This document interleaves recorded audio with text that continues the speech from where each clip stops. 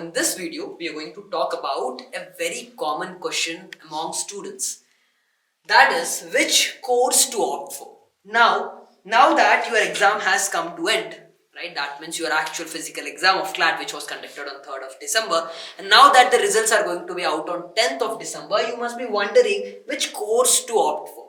Given that, which NLU you should opt, that's not in your hand now. That's entirely, it entirely depends on the counseling process and all other things. But what is in your hand and what you should think about right now is which course to opt for. Now you know that all the NLUs together, they offer pretty much like somewhere 3 to 4 courses, right? If you look, the most common one being the BA LLB Honours course, then we have BBA LLB Honours, then we have BSc LLB Honours, then we have BCom LLB Honours. Now all these 4 courses are there. Now the question is, which course should you opt for?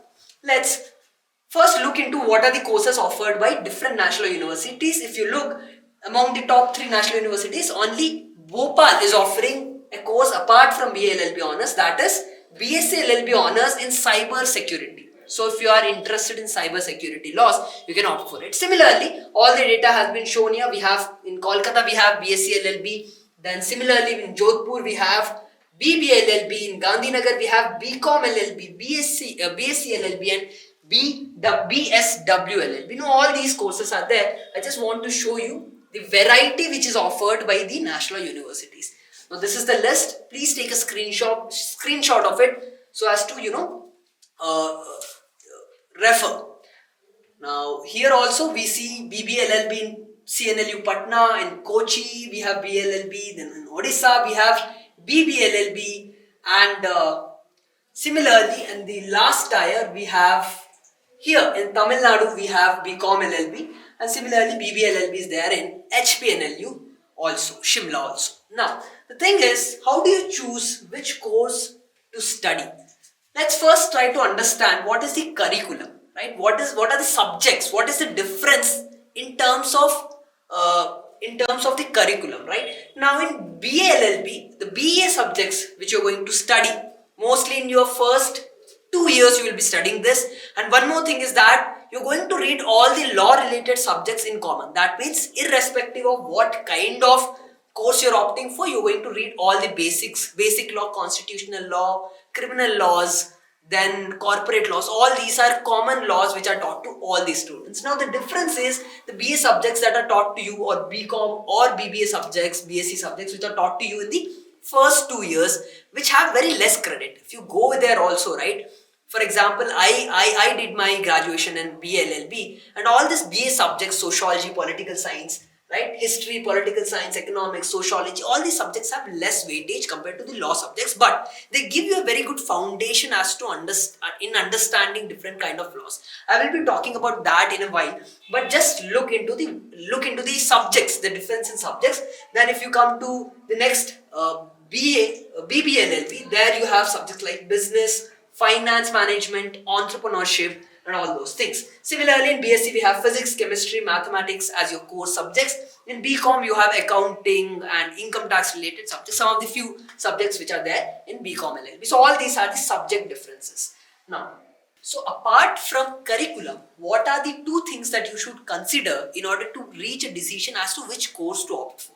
Now the first thing is your interest. Now this is the most important thing. Unless and until you are not motivated to study something, everything is going to go in vain, right? So the first thing is interest. In interest, these are the 3 things that I want to summarize. The first is, if you want to choose BBLLB, make sure that if you have a keen interest in business management, corporate law, then you might opt for BBLLB. If you are more into humanities and arts related subject, that means you are more into general nature of human being and you are more interested in, say, humanitarian related aspects of international law, or you are into NGO related aspects, all these aspects, then BLLB would be a good option, right? And if you're a technology freak, or if you have a good understanding about technology, science was your background in your class 11, 12, then you can opt for BSc LLB. As I've told you, the only difference is that you're going to read these subjects, the different subjects, in only first 2 years. Rest 3 years you're going to read strictly law. But what does these subjects do for the next 3 years? The first 2 years, the subjects that you read as part of your these different courses, that is going to be helpful in choosing the elective. For example, in your final year, you have to opt between biotechnology law and information technology law. So you can make a decision as to what you have to read, right? For a person who is reading BLLB, he would read international humanitarian law, refugee law, right? Now, a person who is reading BSc LLB, he would be more interested in learning about, say, patent related laws, cyber security laws. So accordingly, based on your interest, you should choose this particular thing, right? Then, apart from that, the most important part of this today's presentation, it's career aspirations. Now here, you have to figure out what do you want to do after this particular course. To say, what do you aspire to be?